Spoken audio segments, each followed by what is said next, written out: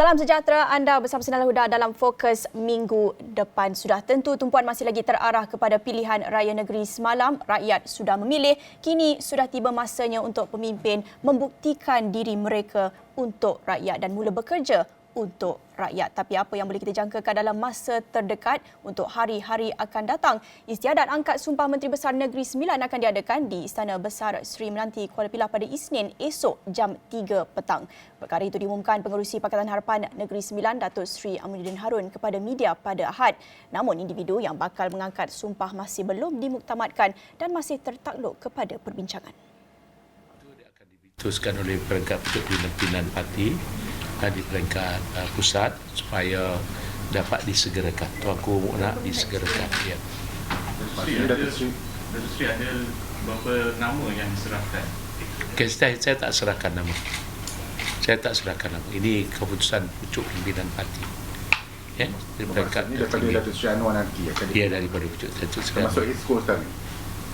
Exco saya sekalilah kalau boleh dibicarakan sekali. Kalau boleh sekalikan, kalau tak lantik Menteri Besar dulu. Beliau juga menasihatkan semua ahli dan penyokong PHBN di Negeri Sembilan untuk bersabar dan beliau memberi jaminan semuanya diselesaikan dengan secepat mungkin. Sebelum itu, Aminuddin memaklumkan beliau dititahkan menghadap Yang di-Pertuan Besar Negeri Sembilan, Tuanku Mukris Ibni Almarhum Tuanku Munawir pada pagi Ahad. Itu cerita di Negeri Sembilan. Sementara itu di Kedah, Menteri Besar Kedah yang ke-15 dijadual mengangkat sumpah esok di Istana Anak Bukit. Menurut surat jemputan media yang dikeluarkan oleh pihak Istana Kedah, istiadat angkat sumpah jawatan itu akan berlangsung pada jam 9 pagi. Bagaimanapun, Datuk Seri Muhammad Sanusi Mak Nur tidak pasti sama ada nama beliau akan dikekalkan untuk terus mentadbir negeri Kedah. Sebaliknya, pengarah pilihan raya Perikatan Nasional PN itu berkata, beliau menyerahkan kepada pucuk pimpinan parti untuk membuat keputusan. Saya tak tahu bawa nama saya ke nama siapa, saya tak tahu.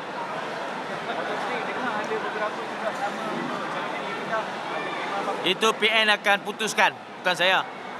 Saya tak tahu nama saya dalam list ke tak ada list. Saya tak tahu. Ini saya cakap sebagai saya ketua pengarah pilihan raya. Caretaker government masih lagi. Sehingga Menteri Besar baru dilantik, baru habislah tugas caretaker government. Harapan itu mungkin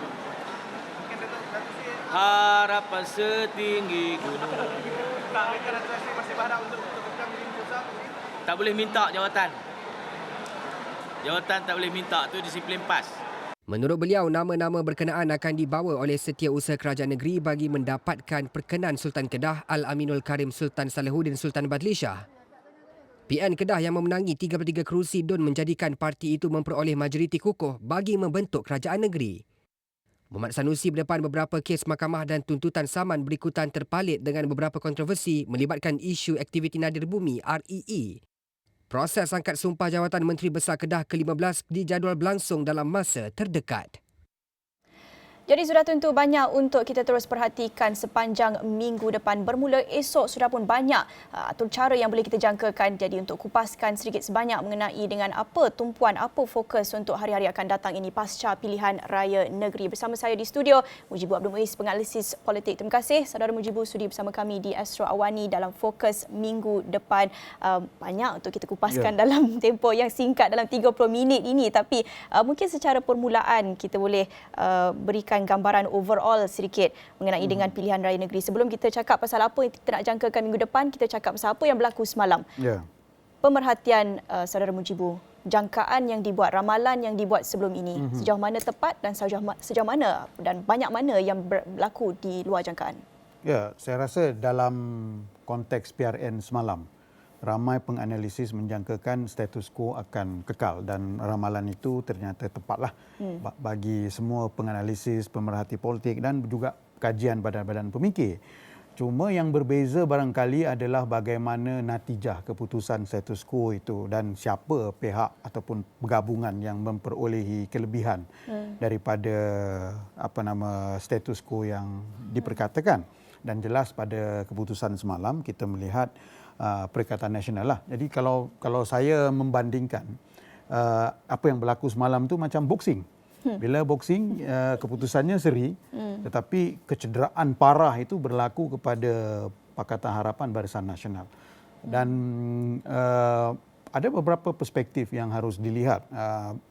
Yang paling kita jangkakan adalah di pihak Ilham Center, di lapangan kita dapati permasalahan terbesar adalah krisis kepercayaan orang Melayu yang kita keluarkan dalam laporan yang menyatakan bahawa tahap populariti Perdana Menteri yang rendah sekitar 42% di lapangan, dan juga krisis kepercayaan akar umbi UMNO terhadap kepimpinan Presiden Parti, dan juga yang paling penting adalah ketidakserasian di peringkat awal. UMNO itu masih lagi dibawa dalam PRN ini terhadap kerjasama mereka dengan Pakatan Harapan, dan persepsi terhadap DAP itu masih lagi belum dapat dikikis sepenuhnya. Jadi ini antara yang menjadi tepatlah di ramalan kita, dan kita juga meramalkan akan ada kerusi-kerusi yang tumbang kepada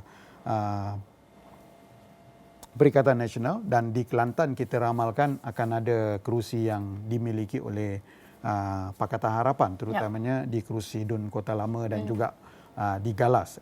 Walaupun pada peringkat awal kita meramalkan barangkali di Terengganu ada satu kerusi yang boleh dimenangkan di Telmung, ya, tapi ternyata 32-0. Jadi ini antara ramalan yang tepatlah di sebalik kontroversi yang dilemparkan kepada Ilham Center yang mengatakan kajian kami ini cacat dan sebagainya. Ya, walau bagaimanapun kami menghormati pandangan dan kritikan itu, dan kami juga sebagai sebuah badan penyelidik yang bebas, yang tidak memiliki dana yang tidak sekaya badan-badan pemikir yang lain, itulah dapatan kami, dan kami berbangga dengan dapatan kami yang dibuat secara ikhlas, yang tidak memihak kepada siapa-siapa, kerana itulah dapatannya. Namun secara umum, Naila, kita boleh mengatakan keputusan sudah diputuskan. Semua pihak harus menghormati, dan saya kalau boleh ingin menyeru, apa juga keputusan yang berlaku semalam, ya, semua pihak harus berbesar hati dan jiwa besar, dan yang paling penting adalah enough is enough with politics. Ya, ini masa untuk semua orang hormati mandat itu, lakukan kerja, dan yang paling penting, ya, jangan ada lagi naratif yang mengatakan ataupun selepas ini yang mahu mendesak perubahan di kerajaan persekutuan dan sebagainya, kerana perkara ini saya rasa mandat ini adalah menceritakan segala-galanya, dan kalau boleh hormatilah apa juga yang yang berlaku, dan tunggu sehingga mandat ini habis. Let everybody focus on what their responsibility that have been entrusted by the people. It is the word yang perlu dihormati oleh semua. Cukuplah politicking mula bekerja, itu sentimen yang kita dengar dilaungkan dah berapa tahun dah. Tapi hakikatnya politicking itu akan terus berlaku. Tapi harapan rakyat, mungkin ini menjadi wake up call kepada pihak-pihak tertentu bahawa rakyat ingin pemimpin yang menunjukkan usaha, yang bekerja untuk rakyat, demi rakyat. Bagi Mujibu, apa mesej yang paling jelas daripada pengundi di 6 negeri semalam? Ya, satu mesej yang jelas adalah gelombang perubahan politik Melayu, yang satu ketika kita melihat ini adalah satu naratif yang sudah lama dibentuk berdasarkan apa yang kita andaikan di lapangan. Penolakan total ini bukan sebenarnya peralihan, tetapi satu ancaman dan juga psikologi politik orang Melayu yang melihat bahawa ada ancaman terhadap penguasaan kuasa politik orang Melayu yang sebelum ini nampak lebih selamat di tangan UMNO Barisan Nasional, dan perubahan-perubahan yang berlaku selepas rakyat melakukan perubahan drastik pada 2018 yang melihat itu tidak berada pada Pakatan Harapan, apatah lagi bila kita bercakap tentang Pakatan Harapan 2.0, yang mana persepsi orang Melayu pada ketika ini melihat kita sudah terlepas penguasaan ekonomi kepada bangsa bukan Melayu. Tapi mengapa kuasa politik ini juga perlu untuk dilepaskan kepada orang lain setelah melihat perubahan itu. Dan kita melihat krisis kepercayaan orang Melayu yang dulunya masih lagi bersama dengan UMNO Barisan Nasional, di sebalik kemerosotan dan defisit kepercayaan itu berlaku sejak 2008 membawa kepada perubahan total 2018 yang masih lagi belum dipulihkan, dan ini tidak ada pada Pakatan Harapan. yang mana hanya berjaya diolah dan orang Melayu menuangkan sokongan mereka pada Pakatan Harapan pada 2018 disebabkan sosok Tun Dr. Mahathir dan kemampuan bersatu pada ketika itu. Jadi kalau kita boleh ambil secara split, membedah perkara ini, apa yang berlaku semalam jelas menolak satu perkara, iaitu tidak berlaku transferability vote ataupun peralihan undi yang besar. Yang mana ini sangat kritikal kalau kita bawa apa yang berlaku pada PRN semalam dalam konteks yang lebih besar. Ya, jelas PHBN menguasai undi bukan Melayu dan Perikatan Nasional semakin membina momentum dalam undi orang Melayu. Tapi kalau kita aggregatekan secara besar untuk membentuk satu kerusi yang stabil di peringkat persekutuan, itu sangat bermasalah. Dan apakah polarisasi politik sebegini akan membawa naratif-naratif baru dalam politik Malaysia, dan yang paling menakutkan, dia akan tidak membawa kestabilan sampai bila-bila sehingga orang politik ni benar-benar menerima dan secara terbuka menghormati ini. Kalau berterusan menggunakan ini untuk menyerang sama satu lain, saya rasa dia akan berterusan dan berpanjangan. Kerana fakta dan hakikatnya sudah jelas semalam. Itu berlaku. Polarisation ini yang membimbangkan. What does it take? Apa yang diperlukan untuk menjadi satu elemen, untuk menjadi mungkin satu naratif baru? Naratif baru itu kita sudah lihat, sudah ada. Pelbagai konsep-konsep, pelbagai messaging baru yang kita lihat digerakkan, tetapi polarisation itu berterusan daripada PRU 15 hinggalah sekarang. Mungkin orang kata daripada PRU lepas itu sudah pun menjadi wake up call kepada sesetengah pihak. Sekarang ini kalau bukan wake up call, saya tak tahu apa lagi lah. Tapi nak bercakap tentang polarisation itu, keperluan untuk reconciliation bukan sahaja antara parti itu, pemimpin politik, tetapi antara rakyat, antara pengundi dalam masyarakat itu. What does it take? Apa yang diperlukan sebenarnya? Ya, satu, saya melihat pembesaran pengundi, terutamanya pada generasi muda, dengan pembesaran menerusi undi automatik dan juga undi 18 itu akan membesarkan saiz pengundi. Dan keperluan untuk kita memberikan asas yang betul, kefahaman yang betul kepada generasi muda itu bagi memastikan mereka tidak mengundi secara sembrono berdasarkan persepsi dan juga fakta-fakta separuh masa yang diperolehi daripada media sosial, daripada aplikasi pintar, yang mana bagi saya ini banyak digerakkan menerusi parti politik, dan bila dia digerakkan pada parti politik sudah tentu pertimbangan yang itu akan menjadi bias dan of course dia akan menaikkan sentimen dan sebagainya. Jadi ini perlu diisi kerana ada kelompongan, dan kelompongan ini kita harus isi dengan memberikan at least kepahaman asas tentang apa itu undi, apa itu sistem-sistem bernegara, demokrasi dan sebagainya, bagi membolehkan mereka ini faham. Kerana jelas, kalau kita di lapangan, kami dan pasukan Ilham Center pergi kepada anak muda, mereka sehingga tidak faham bahawa hari itu dah mengundi, kenapa hari ini mengundi lagi? Kenapa sampai 2 kali? Maknanya ada masalah untuk mereka memahami bahawa ini negara yang mengamalkan pemerintahan secara berpersekutuan, yang mana ada pemerintahan di peringkat negeri dan di peringkat pusat yang perlu mereka undi dan memberi mandat untuk kedua-dua itu. Kalau basic itu pun tidak boleh dipahami, maka saya rasa apatah lagi untuk memahami first past the post, majority, tentang dinamika pakatan, ini yang perkara-perkara yang lebih berat, barangkali kita tak boleh percaya bahawa mereka akan faham secara keseluruhan benda begitu. Tapi polarisasi ini jelas akan membahayakan dari sudut majoriti.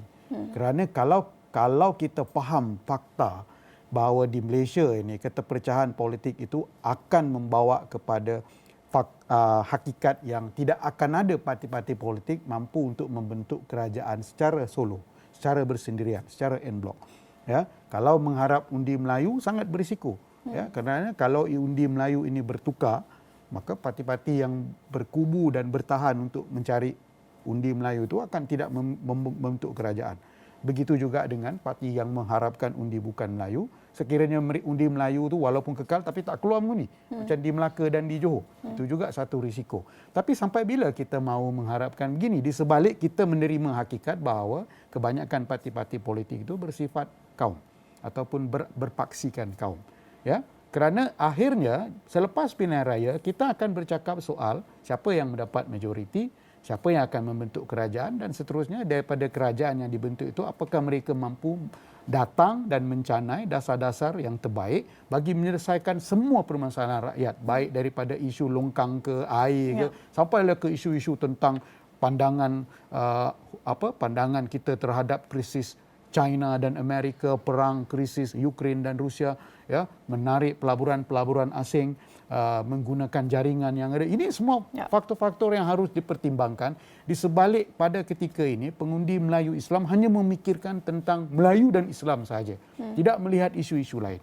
Ya, kerana membentuk kerajaan ataupun menang pilihan raya dan membentuk kerajaan itu satu sisi yang lain. Tetapi mengisi siapa yang menjadi kerajaan itu jelas satu perkara yang lain pula, dan ini memerlukan mereka-mereka yang kompeten, mereka-mereka yang berintegriti, mereka yang betul-betul berkaliber untuk membawa negara ataupun negeri itu ke jalan yang lebih besar dan lebih hebat di masa hadapan. Ya, itu gambaran yang lebih luas, the bigger picture, apa yang kita nak jangkakan, apa yang kita akan lihat selepas ini dari sudut perdamaian, reconciliation, percaturan masing-masing untuk bergerak ke hadapan. Tapi kita juga tentunya ingin melihat untuk masa terdekat, untuk hari-hari akan datang ini tentunya mungkin keputusan telah diputuskan tapi banyak lagi perjalanan yang kita akan jangkakan dalam masa terdekat ini. Itu kita akan bincangkan selepas ini. Kita akan berjarak seketika, jangan ke mana-mana, kita kembali selepas ini.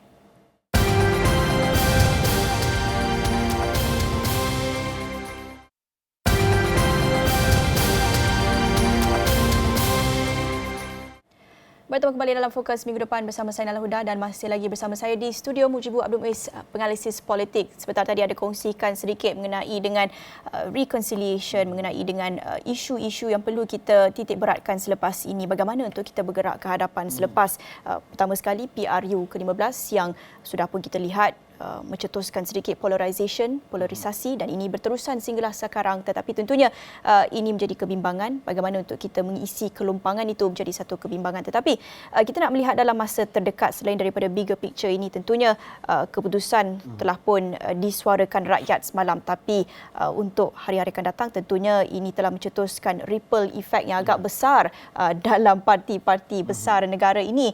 Apa yang akan menjadi tumpuan Mujibu sendiri untuk memerhati dinamik politik untuk hari-hari akan datang? Apa yang mungkin akan berlaku di luar jangkaan mungkin, ataupun sebenarnya semua ini sudah boleh dibaca? Ya, saya setuju dengan Ella. Semua ini sudah dibaca dan jangkaan-jangkaan bahawa kalau keputusan memberikan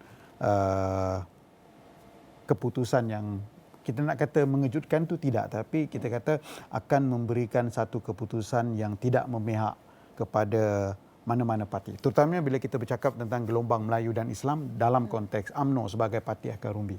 Maka sudah tentu keputusan yang ada semalam itu jelas memperlihatkan bahawa dari sudut prestasi parti, ya, UMNO adalah parti yang paling rugilah.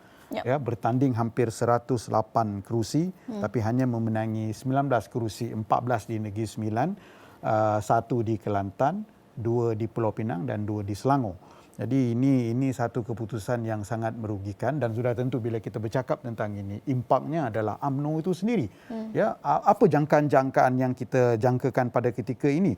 Sudah tentu jangkaan dia adalah bagaimana dinamika kepimpinan UMNO terutamanya selepas dapatan di lapangan menunjukkan isu-isu yang terkait dengan UMNO tidak beres dalam 3 perkara, iaitu kemarahan akar umbi terhadap peranan Zaid sebagai Presiden UMNO yang nampaknya bukan saja tidak diyakini oleh akar umbi, tapi juga sympathizer dan fansitters yang selama ini kadang berpihak pada UMNO. Itu satu.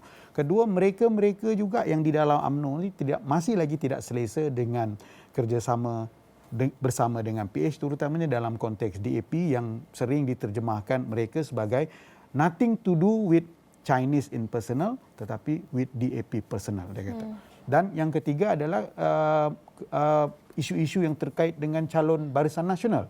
Ya, di kawasan-kawasan yang mana Barisan Nasional boleh menang kalau meletakkan calon mereka, tapi diletakkan calon lain dan akar umbi mereka melakukan undi protes. Ya, sama ada protes itu mereka kata tidak keluar mengundi, yang dilihat mungkin merugikan UMNO tapi juga merugikan Perikatan Nasional, dan kalau keluar mengundi akan mengundi Perikatan Nasional yang absolutely merugikan UMNO dan Barisan Nasional. Tapi dalam konteks UMNO ni saya rasa kita sebagai pemerhati melihat mungkin akan ada tekanan yang berterusan lah daripada akar umbi dan juga pimpinan UMNO. Yang bagi saya pada ketika ini UMNO mungkin berada di persimpangan dilema kerana diperhatikan there's nothing much untuk UMNO mempertimbangkan option-option.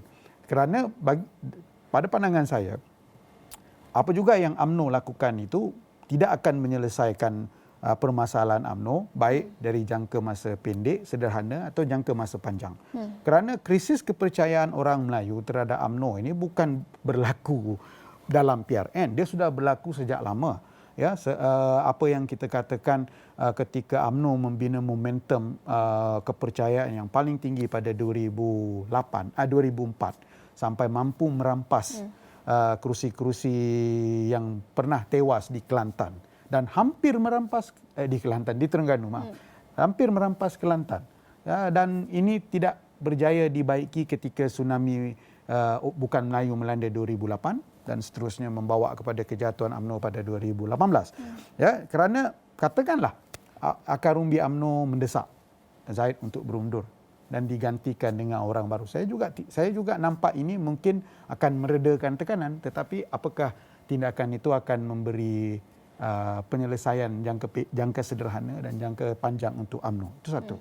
Kedua, katakanlah juga UMNO meminta untuk tidak bekerjasama dengan kerajaan perpaduan.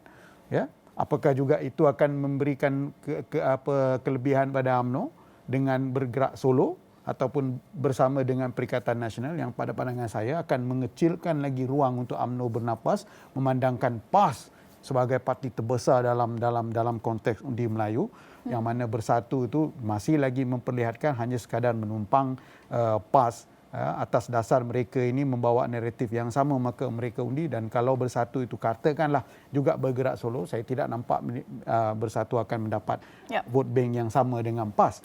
Itu saja masa kita ada. Terima kasih kepada Mujibu Sudi bersama kami untuk kongsikan pandangan pasca pilihan raya negeri, apa yang boleh kita jangkakan selepas ini. Terus saja ikuti Astro Awani, saluran pilihan raya anda untuk terus ikuti perkembangan untuk hari-hari akan datang pasca PRN. Itu saja untuk jam ini. Bersama saya Nala Huda. Salam hormat.